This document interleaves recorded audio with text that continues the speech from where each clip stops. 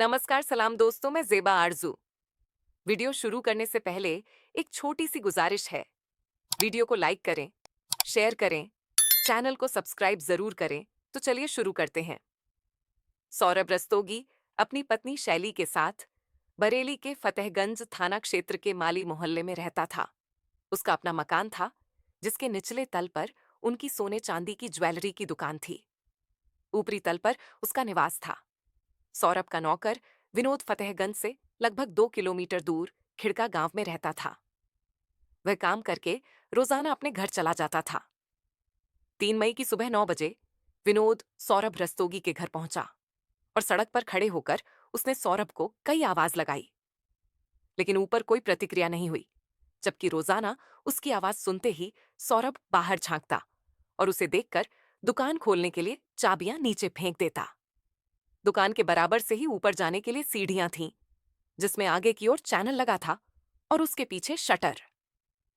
Shutter और channel दोनों हमेशा अंदर से बंद रहते थे।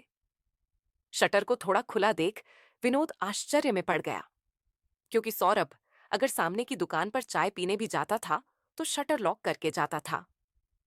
विनोद ने सौरभ के बारे में पड़ोस में पूछा तो कुछ पता नहीं चला। उसने संदेह वाली बात पड़ोसी को बताई तो उसने ऊपर जाकर देखने को कहा। विनोद पूरा शटर खोलकर सीढ़ियों के रास्ते प्रथम तल से होते हुए जब दूसरे तल पर पहुंचा तो सौरभ को हाथ पैर बंधे हुए पड़े पाया। उसे उस हालत में देखकर ही लग रहा था कि वह जीवित नहीं है। विनोद घबराकर उल्टे पैर वापस लौट आया। नीचे आकर उसने पड़ोसी को पूरी बात बताई। उसकी बात सुनकर जरा सी देर में पास पड़ोस के लोग एकत्र हो गए। पुलिस चौकी पास ही थी। विनोद ने इस मामले की सूचना पुलिस चौकी में दे दी। चौकी से अविलंब थाना फतेहगंज को सूचना भेज दी गई। 15 मिनट में ही थाने के inspector Devesh Singh police team के साथ घटनास्थल पर पहुंच गए। पुलिस मकान के दूसरे तल पर पहुंची तो घर का सारा सामान बिखरा पड़ा मिला। सौरभ की हत्या कर दी गई थी और उसकी लाश बेड पर पड़ी थी। उसकी कनपट्टी पर गोली लगने का निशान था, साथ ही गर्दन पर भी घाव था। लग रहा था जैसे गोली कनपट्टी पर लगने के बाद गर्दन से होती हुई बाहर निकली हो। गर्दन पर किसी तेज धारदार चीज से काटे जाने का भी निशान था और गला कसे जाने के निशान भी साफ नजर आ रहे थे। इसका मतलब हत्यारे सौरभ को किसी भी हालत में जिंदा नहीं छोड़ना चाहते थे। इंस्पेक्टर देवेश सिंह ने घटना की सूचना अपने उच्चाधिकारियों को दे दी। सूचना पाकर कुछ ही देर में बरेली के एसएसपी जे रविंद्र गौड़ और सीओ मीरगंज मनोज कुमार पांडेय भी फिंगरप्रिंट एक्सपर्ट्स की टीम के साथ वहां पहुंच गए। एक्सपर्ट की टीम घटनास्थल से साक्ष्य जुटाने में लग गई। टीम द्वारा अपना काम कर लिए जाने के बाद अधिकारियों ने घटनास्थल का निरीक्षण किया। करीब 20 गज के प्लॉट में बने उस मकान के प्रथम तल पर किचन और बाथरूम के अलावा एक दीवान पड़ा था। यहीं पर सौरभ की दुकान का लॉकर था, जिसमें वह ग्राहकों द्वारा गिरवी रखे जाने वाले गहने और पैसा रखता था। दूसरे तल पर बना कमरा सौरभ का बेडरूम था, जबकि तीसरे व अंतिम तल पर टॉयलेट था। जिस बेडरूम में सौरभ की हत्या की गई थी वह काफी कम जगह में बना था। एक बेड और एक टेबल के अलावा वहां एक अलमारी रखी थी। इतने सामान से ही पूरा कमरा भरा था। कमरे में रखी अलमारी खुली पड़ी थी और उसका सामान बाहर निकला पड़ा था। अलमारी का लॉकर खुला था और बिल्कुल खाली था। अलमारी और लॉकर के लॉक टूटे हुए थे। कमरे में टूटी हुई चूड़ियां पड़ी थीं। कांच का गिलास भी मेज के पास टूटा पड़ा था। गिलास के कांच का एक टुकड़ा खून से सना हुआ था। सौरभ का गला शायद उसी कांच से काटा गया था। सीढ़ियों पर चाबी के कई गुच्छे पड़े मिले थे। इसी बीच सूचना पाकर बरेली से सौरभ के पिता सुनील, रस्तोगी व अन्य घर वाले आ गए। उनसे पूछताछ करने पर पता चला कि गत दिवस 2 मई को सौरभ अकेला था। उसकी पत्नी शैली 2 मई की सुबह नोएडा चली गई थी। उस दिन शुक्रवार होने की वजह से बाजार की साप्ताहिक छुट्टी थी। सुबह पत्नी को ट्रेन में बैठाने के बाद सौरभ भी अपनी नानी की अंत्येष्टि में बछला गया था। उसकी नानी की मौत भी 2 मई की सुबह हुई थी। नानी की अंत्येष्टि में वह गया तो था, लेकिन घर वालों के रोकने के बावजूद जल्दी चला आया था। घटनास्थल के मुआयने और पूछताछ के बाद यह नतीजा निकला कि इस घटना को पुख्ता योजना बनाकर अंजाम दिया गया था। हथियारों को यह बात अच्छी तरह पता थी कि सौरभ घर पर अकेला है, उसकी पत्नी शैली बाहर गई हुई है। इसीलिए घटना को अंजाम देने के लिए 2 मई की रात चुनी गई। हालात बता रहे थे कि घर के अंदर दाखिल होने वाले को सौरभ अच्छी तरह जानता था, क्योंकि कोई भी व्यक्ति बाहर से घर के अंदर तब तक प्रवेश नहीं कर सकता था जब तक अंदर मौजूद शख्स ताला न खोले। बाहर से ताला खोलना किसी भी तरह संभव नहीं था। सीढ़ियों के पास शटर लगा था, जिसमें अंदर से ताला पड़ा हुआ था। फिर सीढ़ियां चढ़ने के बाद एक दरवाजा था, वह भी अंदर से बंद रहता था। अगर किसी ने दरवाजा तोड़ने का प्रयास किया होता तो निशान जरूर मिलते। दरवाजों पर लगी कुंडियां सही सलामत थीं। इसका मतलब था कि सौरभ ने ही अपने किसी परिचित को देखकर दरवाजे खोले होंगे और उसे ऊपर ले गया होगा।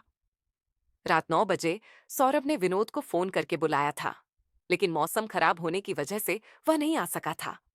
इसके बाद ही किसी समय सौरभ की हत्या की गई थी। पुलिस अधिकारियों ने गहन जांच पड़ताल करने के बाद करीब 1 बजे सौरभ की लाश पोस्टमार्टम के लिए बरेली स्थित मोर्चरी भेज दी। मौके पर मिले सौरभ के मोबाइल को पुलिस ने अपने कब्जे में ले लिया। घटनास्थल से पुलिस ने 2 बुलेट भी बरामद किए। उधर सौरभ की पत्नी शैली को पति की मौत की खबर मिली तो वह देर शाम दिल्ली से वापस आ गई। सौरभ के पिता सुनील रस्तोगी की लिखित तहरीर पर इंस्पेक्टर देवेश सिंह ने अज्ञात लोगों के विरुद्ध भादंबे की धारा 494 और 302 के तहत मुकदमा दर्ज करा दिया। पुलिस ने सौरभ के मोबाइल नंबर की कॉल डिटेल्स निकलवाई तो पता चला कि घटना वाली रात उसने अंतिम कॉल अपनी पत्नी शैली को की थी। उससे पहले उसने 9 बजे विनोद से बात की थी। इन दोनों कॉल से पहले सौरभ की बात एक अनजान नंबर पर भी हुई थी। उस नंबर पर उस दिन भी और उसके पहले दिन भी कई कई बार देर तक बातें की गई थीं। इंस्पेक्टर देवेश सिंह ने उस नंबर के बारे में विनोद से पूछताछ की तो उसने बताया कि वह नंबर बरेली के थाना बहेड़ी के अंतर्गत आने वाले गांव जुआ जवाहरपुर की रहने वाली पूजा शर्मा का था। विनोद उसके बारे में इसलिए जानता था क्योंकि सौरभ ने उसे भेजकर कई बार पूजा का मोबाइल रिचार्ज कराया था। इससे पुलिस को यह मामला अवैध संबंधों का लगा। पुलिस ने पूजा के घर पर गिरफ्तारी के लिए दबिश दी, लेकिन वह नहीं मिली। पता चला कि वह 19 अप्रैल को अपने प्रेमी राकेश गंगवार के साथ भाग गई थी। राकेश पड़ोस के गांव मोहम्मदपुर का रहने वाला था। राकेश और पूजा का एक साथ भागना और पूजा का सौरभ से बराबर बात करना इस बात की ओर इशारा करता था कि संभवतः उन दोनों ने ही मिलकर सौरभ की हत्या करके लूट को अंजाम दिया था। पुलिस ने उन्हें शीघ्र गिरफ्तार करने के लिए मुखबिरों को सुरागरसी पर लगा दिया। 7 मई की दोपहर को एक मुखबिर से इंस्पेक्टर देवेश सिंह को सूचना मिली कि पूजा अपने प्रेमी राकेश के साथ इज्जत नगर रेलवे स्टेशन पर खड़ी है। ये खबर मिलते ही उन्होंने तुरंत वहां जाकर दोनों को गिरफ्तार कर लिया। दोनों को थाने लाकर कड़ाई से पूछताछ की गई तो उन्होंने सारा सच उगल दिया। पूजा थाना भिड़ी क्षेत्र के गांव जुआ जवाहरपुर निवासी रामवीर की बेटी थी। रामवीर खेती किसानी का काम करता था। उसका अपनी पत्नी कमला से अक्सर वाद विवाद होता रहता था, जो कि कभी कभी भयंकर रूप अख्तियार कर लेता था। वाद विवाद का कारण था कमला का महत्वाकांक्षी होना। उसे अपनी चादर के हिसाब से पैर पसारना नहीं आता था। उसके हाथ में जितना पैसा आता था वह घर की जिम्मेदारियों के बजाय फिजूल के कामों में खर्च कर देती थी। 3 बच्चों की मां होने के बावजूद कमला को बनसंवर कर रहना पसंद था। इसी वजह से उसके खर्चे ज्यादा बढ़े हुए थे। उसकी फिजूल खर्ची को लेकर पति पत्नी में प्राय रोज झगड़ा होता था। इस सबसे तंग आकर रामवीर ने कमला को तलाक दे दिया। तलाक के बाद वह अपने बच्चों के साथ अपने मायके बरेली के ही गांव मोहम्मदपुर आ गई। लेकिन जवान बेटी को घर में बैठे देख कुछ ही दिनों में माँ बाप को चिंता होने लगी। उन्होंने किसी तरह दौड़ भाग करके उसकी शादी जुआ जवाहरपुर के सेवानिवृत्त फौजी भूपराम शर्मा से कर दी। भूपराम सेवानिवृत्ति के बाद अपनी पुश्तैनी जमीन पर खेती-बाड़ी करते थे। शादी के बाद कमला बच्चों के साथ अपनी इस ससुराल में रहने लगी। समय के साथ कमला की बेटी पूजा जवान हो गई। वह बरेली के विशाल कन्या डिग्री कॉलेज से बीए द्वितीय वर्ष की पढ़ाई कर रही थी। पूजा अपनी मां कमला से इसीलिए नाराज रहती थी क्योंकि उसने दूसरा विवाह कर लिया था। इसी बात को लेकर मां बेटी में अक्सर झगड़ा हो जाता था। कमला अपनी झगड़ालू बेटी से कम ही बोलती थी। पूजा के उग्र स्वभाव से कमला काफी डरती थी। पूजा भी अपनी मां पर गई थी। उसके भी काफी ऊंचे ख्वाब थे, जिन्हें पूरा करने के लिए वह सही गलत के चक्कर में भी नहीं पड़ना चाहती थी। ऐसी बातों में उसका दिमाग भी काफी तेज दौड़ता था। पूजा अपनी ननिहाल मोहम्मदपुर जाती रहती थी। एक दिन वहीं पर उसकी मुलाकात राकेश कुमार गंगवार से हुई। राकेश के पिता होरीलाल भी किसान थे। उसकी दो बड़ी बहनों का विवाह हो चुका था। राकेश उन दिनों बरेली कॉलेज में बीए द्वितीय वर्ष की पढ़ाई कर रहा था। इसके अलावा वह पार्ट टाइम नौकरी भी करता था। राकेश का पूजा की ननिहाल में आना जाना था। दोनों ने बीए के फॉर्म भी साथ साथ भरे थे। पूजा के ननिहाल में रहते राकेश का आना जाना बढ़ गया था। जब भी वह आता, उसकी नजरें पूजा पर ही टिकी रहती। पूजा नासमझ तो थी नहीं कि उसकी नजरों को नहीं पढ़ पाती। वह उसके दिल की बात बखूबी समझती थी। मोहब्बत का बीज जब दोनों ओर अंकुरित हो जाए तो एक दूसरे के करीब आने में वक्त नहीं लगता। धीरे धीरे पूजा राकेश से खुलती चली गई। वक्त के साथ दोनों ने अपने अपने प्यार का इजहार कर लिया। इसके बाद दोनों छिपछिपाकर एक दूसरे से मिलने लगे। जीवन भर एक दूसरे का साथ निभाने का सपना लिए दोनों ने जल्दी ही अपने बीच की सारी दूरियां भी मिटा दी। राकेश और पूजा जहां प्यार के रास्ते पर बेफिक्र होकर तेजी से आगे बढ़ रहे थे, वहीं उन दोनों के प्यार की बात गांव वालों से छिपी न रह सकी। जल्दी ही इस बारे में दोनों के घर वालों को भी पता चल गया। राकेश और पूजा के प्यार के किस्से सुन सुनकर दोनों के परिजन तंग आ गए थे। इसी के मद्देनजर राकेश के घर वालों ने उसका रिश्ता बरेली के नवाबगंज कस्बे के एक संभ्रांत परिवार में तय कर दिया। वहीं पूजा के पिता भूपराम ने भी बेटी की शादी मीरगंज थाना क्षेत्र के गांव धनेली में पक्की कर दी। इससे पूजा को अपने अरमान और ख्वाब बिखरते नजर आए। वह राकेश पर गांव छोड़कर भागने का दबाव बनाने लगी, लेकिन राकेश इसके लिए तैयार नहीं था। इस पर पूजा ने उसे बलात्कार के आरोप में जेल भिजवाने की धमकी दी, तो उसे पूजा की बात माननी पड़ी। 20 अप्रैल 2014 को पूजा की शादी होनी थी, लेकिन उससे पहले ही 19 अप्रैल को वह राकेश के साथ गांव से भाग गई। राकेश पूजा को लेकर अपने मामा ओम प्रकाश के घर जा पहुंचा, जो बरेली के थाना देवरनिया क्षेत्र के गांव जमुनिया में रहते थे। वहीं पर दोनों ने विवाह कर लिया, लेकिन विवाह के बाद की जिंदगी की अच्छी शुरुआत के लिए पैसों की जरूरत थी। पूजा ने इसके लिए पहले से ही एक योजना बना रखी थी। उसने अपनी योजना राकेश को बताई, तो उसे पूजा की योजना अच्छी लगी। उसने पूजा से वादा किया कि वह इस योजना में उसका हर तरह से साथ निभाएगा। सुनील रस्तोगी बरेली स्थित फतेहगंज के माली मोहल्ले में अपने परिवार के साथ रहता था। उसके मकान के निचले तल पर उसकी ज्वेलरी शॉप थी। अच्छी जगह दुकान होने की वजह से ग्राहक भी खूब आते थे। ज्वेलरी बेचने के अलावा सुनील गिरवी गांठ का भी काम करता था। उसके यहाँ आने वाले ग्राहकों की कोई कमी नहीं थी। सुनील के परिवार में उसकी पत्नी सीमा, एक बेटा सौरभ और दो बेटियां वर्षा और दीपिका थीं। उन्होंने बेटियों के विवाह कर दिए थे। 4 साल पहले सौरभ का विवाह भी बरेली के कस्बा सिरौली के मोहल्ला सीपरी निवासी शैली से हो गया था। उन दिनों सौरभ पिता के साथ दुकान पर बैठता था। 2 साल पहले सौरभ की मां का देहांत हो गया, तो कुछ ही महीने बाद सौरभ के पिता सुनील ने दूसरा विवाह करने की ठान ली। इस विवाह का सौरभ व शैली के अलावा अन्य घर वालों ने भी काफी विरोध किया, लेकिन सुनील नहीं माने। उन्होंने अखबारों में विवाह हेतु विज्ञापन दे दिया। जल्द ही मीरजापुर जनपद से उनके लिए एक विधवा महिला का रिश्ता आ गया। उसका एक बच्चा भी था। तमाम विरोधों के बाद सुनील ने विवाह कर लिया और घर से अलग होकर उस महिला के साथ बरेली शहर स्थित किला थाना क्षेत्र के कूंचा मोहल्ले में रहने लगे। पिता के बरेली जाने के बाद दुकान की पूरी जिम्मेदारी सौरभ पर आ गई। कह सकते हैं कि वह दुकान उसी की हो गई। पूजा की दूर के रिश्ते की एक नानी थी, जो सौरभ की दुकान पर अक्सर खरीदारी करने जाती रहती थी। वह चूंकि काफी पुरानी ग्राहक थी, इसीलिए सौरभ उसका खास ख्याल रखता था। एक बार पूजा भी अपनी नानी के साथ सौरभ की दुकान पर गई।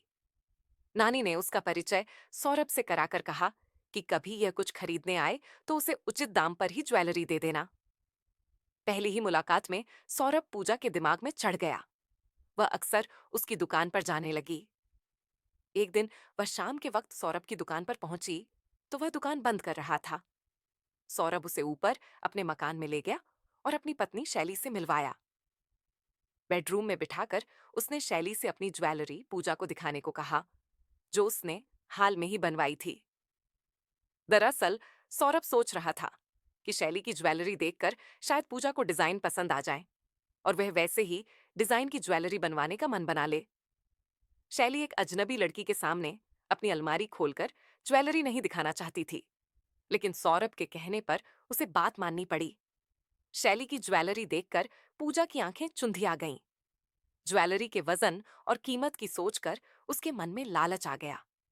उस दिन पूजा वहां से वापस तो लौट आई, लेकिन उसकी आंखों के सामने वही ज्वेलरी नाचती रही। इसके बाद उसने सौरभ से मुलाकातें बढ़ा दी। मुलाकातें बढ़ी तो दोनों ने एक दूसरे को अपने मोबाइल नंबर दे दिए। इसके बाद दोनों की बातें होने लगीं। पूजा को अपनी तरफ खींचता देख सौरभ खुश था। उसका भी मन बहक गया। धीरे धीरे स्थिति यह आ गई कि सौरभ अपने नौकर विनोद को भेजकर पूजा का मोबाइल भी रिचार्ज कराने लगा। राकेश के साथ भागने और शादी करने के बाद जब अच्छी जिंदगी के लिए पैसे की जरूरत महसूस हुई तो पूजा ने राकेश के साथ मिलकर सौरभ को लूटने की योजना बना ली। इसके लिए उसने मर्दों की कमजोरी वाला रास्ता अख्तियार किया। वह सौरभ से खुलकर प्रेम भरी बातें करने लगी। एक साथ तन्हा समय बिताने की बात हुई तो सौरभ ने मौके की तलाश शुरू कर दी। सौरभ की पत्नी शैली की बच्चेदानी पर कुछ चर्बी थी, जिस वजह से गर्भ नहीं ठहर पा रहा था। उसका इलाज नोएडा के नीलकंठ अस्पताल में चल रहा था। डॉक्टर गर्भाशय की चर्बी ऑपरेशन के जरिए हटाने की बात कर रहे थे। शैली को उसी ऑपरेशन के लिए नोएडा जाना था। सौरभ को पूजा से एकांत में मिलने के लिए यह सही मौका लगा। इसके लिए उसे ऐसा इंतजाम करना था कि उसे शैली के साथ न जाना पड़े। इसके लिए उसने काम का बहाना बनाकर शैली को अपने नौकर जंग बहादुर की पत्नी के साथ नोएडा जाने के लिए मना लिया। 25 अप्रैल को शैली के जाने की योजना बन गई। सौरभ ने पूजा को फोन करके उससे घर पर मिलने की बात भी बता दी, लेकिन ऐन वक्त पर किसी वजह से उस दिन शैली का जाना स्थगित हो गया। इस वजह से उस दिन सौरभ और पूजा नहीं मिल पाए। 2 मई को सुबह सौरभ शैली को नौकर की पत्नी के साथ लेकर बरेली जंक्शन गया और 6:30 बजे दिल्ली जाने वाली आला हजरत एक्सप्रेस से उसे दिल्ली भेज दिया। वहां से उसे नोएडा जाना था। पत्नी को भेजने के बाद सौरभ ने 8 बजे सुबह फोन करके पूजा को मिलने के लिए बुला लिया। उस दिन शुक्रवार था और शुक्रवार को मार्केट की साप्ताहिक छुट्टी रहती थी, इसीलिए उस दिन दुकान खोलने की भी मजबूरी नहीं थी। प्रोग्राम के हिसाब से सब कुछ ठीक था, लेकिन तभी सौरभ को नानी की मौत का समाचार मिला। मजबूरी थी, इसीलिए न चाहते हुए उसे बेमन से कचला जाना पड़ा, जहां उसकी नानी की अंत्येष्टि होनी थी। वहां पर भी पूजा ने उसे 3 से 4 बार फोन किया। पूजा से एकांत में मिलने की तमन्ना सौरभ के सिर चढ़कर बोल रही थी। अंत्येष्टि के बाद जब वह जाने लगा तो घर वालों और रिश्तेदारों ने उसे रोकने की काफी कोशिश की, लेकिन वह नहीं रुका। शाम लगभग 6:30 बजे तक वह अपने घर पहुंच गया। उसने घर पहुंचने की खबर पूजा को दे दी। इसके बाद पूजा राकेश के साथ बाइक पर बैठकर सौरभ के घर के लिए चल दी। बाइक राकेश के मामा ओम प्रकाश की थी। रात 8 बजे वह सौरभ के मकान से कुछ दूरी पर उतर गई और सौरभ के घर की तरफ चल दी। राकेश वहीं मार्केट में घूमने लगा। इसी बीच उसने शराब पी और वहीं पास के एक बैंक्वेट हॉल में हो रहे वैवाहिक समारोह में जाकर खाना खाया। नशे की हालत में उसने बाइक एक स्थानीय पत्रकार अनवार खान की बाइक से भिड़ा दी। इस पर दोनों में काफी बहस हुई। राकेश अपनी बाइक वहीं खड़ी करके वहां से चला गया। पत्रकार अनवार खान ने फतेहगंज थाने को सूचना दी, जिसके बाद थाने से सिपाही वहां पहुंचे और राकेश की क्षतिग्रस्त बाइक को उठवाकर थाने ले गए। दूसरी ओर पूजा सौरभ के घर पहुंची तो सौरभ ने खुद आकर शटर खोला और उसे अपने साथ दूसरी मंजिल पर बने अपने बेडरूम में ले गया। कुछ देर दोनों के बीच बातें होती रहीं। फिर सौरभ 2 गिलास और फ्रिज से फूरटी की बोतल निकालकर ले लाया। उसने फूरटी मेज पर रख दी। पूजा फूरटी की बोतल उठाकर दोनों गिलासों में पलटने लगी। इसी बीच सौरभ टॉप फ्लोर पर टॉयलेट चला गया। पूजा ने मौके का फायदा उठाकर अपने पर्स में रखे 81 की 2 टैबलेट का पिसा पाउडर निकाला और सौरभ के गिलास में डालकर मिला दिया। जब सौरभ टॉयलेट से वापस आया तो पूजा ने एक गिलास उसे देकर दूसरा गिलास अपने होठों से लगा लिया और सिप करने लगी। सौरभ फ्रूटी पीते हुए टीवी खोलकर उस पर प्रोग्राम सेट करने लगा। करीब 20 मिनट बाद सौरभ बेहोश होकर बेड पर लुढ़क गया। सौरभ के बेहोश होते ही पूजा ने राकेश को फोन करके आने को कह दिया। लगभग 11 बजे राकेश आया तो पूजा उसे शटर उठाकर अंदर ले आई। आने के बाद राकेश सौरभ को होश में लाने की कोशिश करने लगा। वह होश में आया तो राकेश ने 315 बोर का तमंचा तान कर सौरभ को पेट के बल लेटने की हिदायत दी। डरकर सौरभ पेट के बल लेट गया। पूजा ने सौरभ के हाथ पीठ की तरफ लाकर अपने दुपट्टे से बांध दिए। साथ ही उसने सौरभ के पैर भी उसकी शर्ट से बांध दिए। इसके बाद राकेश ने अलमारी की चाबी मांगी तो सौरभ ने देने से इनकार कर दिया। इस पर राकेश ने उसे डराने के लिए तमंचे से एक हवाई फायर किया। उसने एक बार फिर चाबी मांगी, लेकिन सौरभ ने चाबी देने से फिर मना कर दिया। इस पर राकेश को गुस्सा आ गया और उसने सौरभ की कनपटी पर तमंचे की नाल रखकर गोली मार दी, जो कि गर्दन के पार होते हुए बाहर निकल गई। सौरभ ने उठने की कोशिश की, लेकिन हाथ पैर बंधे होने के कारण वह गिर पड़ा, जिससे मेज पर रखा फूरटी का गिलास टूट गया। उसी गिलास के टूटे कांच से राकेश ने सौरभ की गर्दन काटी। उसके बाद उसने बेल्ट से उसका गला कस दिया, जिससे सौरभ की मौत हो गई। सौरभ को मौत के घाट उतारकर राकेश और पूजा ने अलमारी का लॉक तोड़ा और उसके अंदर बनी छोटी तिजोरी का लॉक भी तोड़कर उसमें रखी 650 ग्राम ज्वेलरी और लगभग 4000 रुपए निकाल लिए। ये सब करते करते रात का 1 बज गया था। काम हो गया तो दोनों वहां से निकल आए। राकेश ने बाहर आकर अपनी बाइक ढूंढी, लेकिन बाइक नहीं मिली। बाइक सिपाही थाने ले गए थे। राकेश ने बैंक्वेट हॉल के बाहर खड़ी एक बाइक में अपनी चाबी लगाई तो वह स्टार्ट हो गई। उसी बाइक पर बैठकर दोनों वहां से निकल गए। राकेश के बहन बहनोई बरेली के भौजीपुरा थाने के चौपारा गांव में रहते थे। राकेश पूजा को साथ लेकर रात 3 बजे अपनी बहन के घर पहुंच गया। 2 दिन दोनों वहीं रुके। इसी बीच राकेश ने अपने घर जाकर लूटी गई ज्वेलरी और रुपए भैंसों के बाड़े में चारा रखने वाली नांद के नीचे जमीन में छिपा दिए। लूट का माल ठिकाने लगाकर वह अपनी बहन के घर आ गया। फिर 5 मई को दोनों नैनीताल चले गए। 7 मई को दोनों वापस बरेली आए। इज्जत नगर रेलवे स्टेशन से वे बाहर आकर खड़े ही हुए थे कि फतेहगंज थाने के इंस्पेक्टर देवेश सिंह ने अपनी पुलिस टीम के साथ वहां पहुंचकर उन्हें गिरफ्तार कर लिया।